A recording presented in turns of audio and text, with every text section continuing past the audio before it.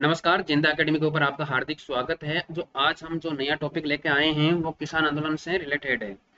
जो किसान आंदोलन, ये जो सीईटी का जो एमसीक्यू बैच चल रहा है उसमें हमने दो टॉपिक पढ़ लिए थे। सबसे पहले हमने स्वतंत्र सेनानी पढ़ लिया था और जो दूसरा दूसरा जो वीडियो आया था उसके अंदर मैंने आपको बता दिया था कि प्रजामंडल के जो इंपॉर्टेंट क्वेश्चन जो मेरे को इंपॉर्टेंट लगे वो मैंने आपके सामने रख दिए।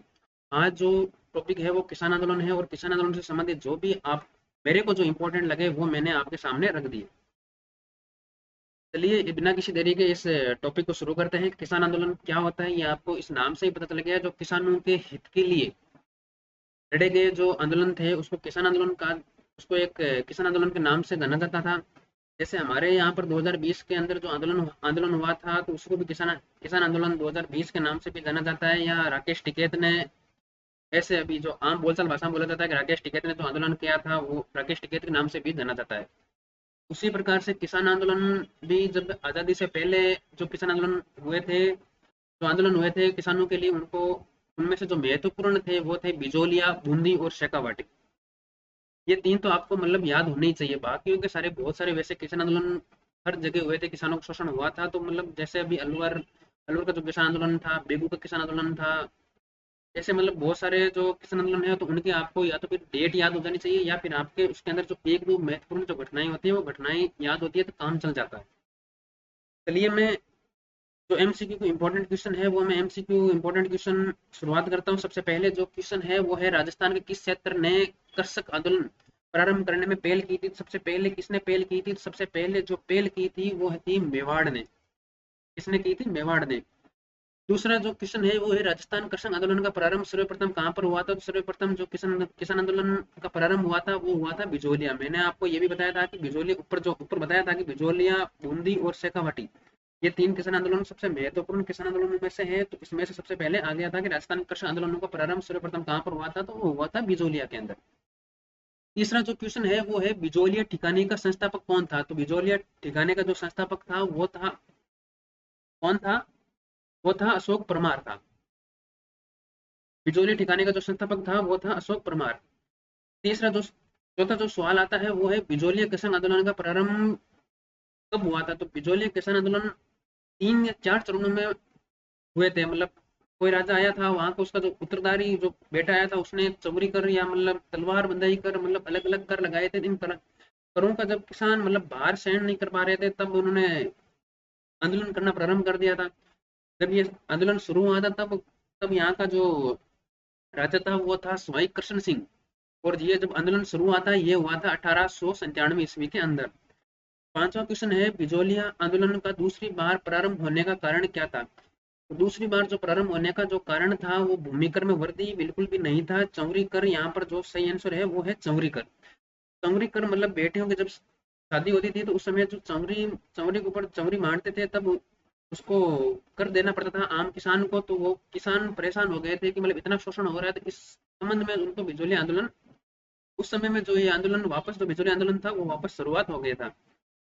चौरी तो पता है ना आपको, जब सीटी पास करोगे नौकरी लगोगे तब आपकी भी चौरी मंडेगी। वैसे बेरोजगारों के अंदर बड़ी कम ही चौरी मंडती है।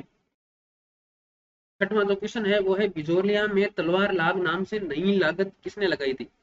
तो इसका जो क्वेश्चन का जो आंसर है बिजोलिया पर, बिजोलिया में तलवार लाग नाम से नई कर जो किसने लगाई थी तो उसका जो आंसर है वो है पृथ्वी सिंह।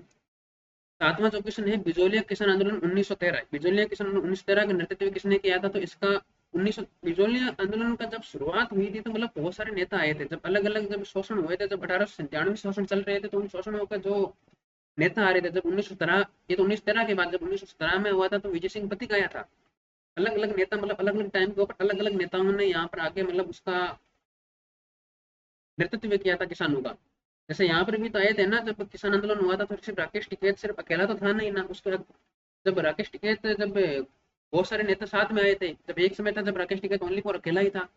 फिर मतलब एक समय ऐसा आया कि मतलब बहुत सारे नेता एक साथ आ गए थे। तो मतलब ये घटनाएं जो होती है वो उनके मतलब पर्टिकुलर जो मतलब जो नेता आते हैं मतलब उनके नेतृत्व में होते हैं। अलग अलग नेता अलग अलग नेतृत्व या अपनी अलग अलग नेता अपनी अपनी राय राय देके यहाँ पर मतलब भाग लेके चले जाते हैं। तो बिजोलिया किसान आंदोलन भी मतलब 3 बार इसकी शुरुआत हुई थी, अलग अलग नेता आए थे। जब 1917 में जब शुरुआत होगी तो विजय सिंह पथिक आया था। तो इस समय जो ये क्वेश्चन पूछा गया है वो बिजोलिया किसान आंदोलन 1913 का नेतृत्व किसने किया था, तो साधु सीताराम ने किया था। इसका आंसर है साधु सीताराम।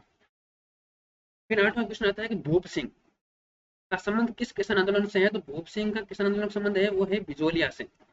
भूप सिंह विजय सिंह पथिक का ही नाम है जिसको भूप सिंह के नाम से जाना जाता था। ये कई बार क्वेश्चन पूछा गया है कि विजय सिंह पथिक का नाम क्या है, तो उसका मतलब बचपन का नाम कह दो या फिर इसका मूल नाम कह दो तो वो भूप सिंह ही है।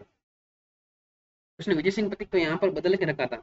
बिजोलिया किसान आंदोलन के दौरान परिवर्तित विद्या प्राचीरणी सभा के प्रवर्तक कौन थे, तो इसके सभा के जो प्रवर्तक थे वो थे विजय सिंह पथिक।